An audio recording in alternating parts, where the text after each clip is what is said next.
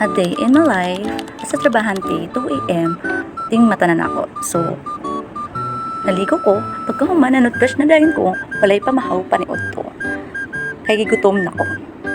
So, during ana time is manilay ta, magpagwapa ta, bahalag, pangit. Kilay is life. Ayan. Magawas na ta, kay gutom na. So, mo din yung akong boarding house. Diba?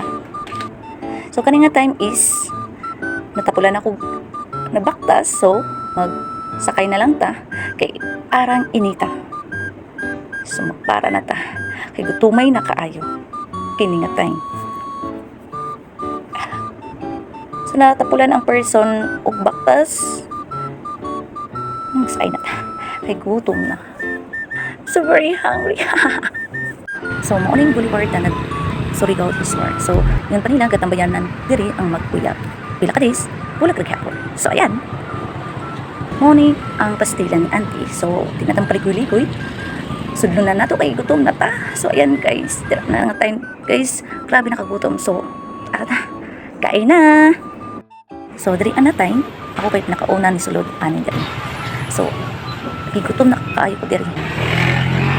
Kaya wala itay pamahaw pa rin ito. So, kauna ko, diri tanan. Tanan, direct sa kagutom. Pastil, kahit 20 pesos lang. Sulit na imong pamahaw pa rin itoan. So, nabusog naman ta diri. So, mag-anam-anam na tagbayad sa atong ikauna. Kaya mo ato na ta sa atong trabaho. Bye!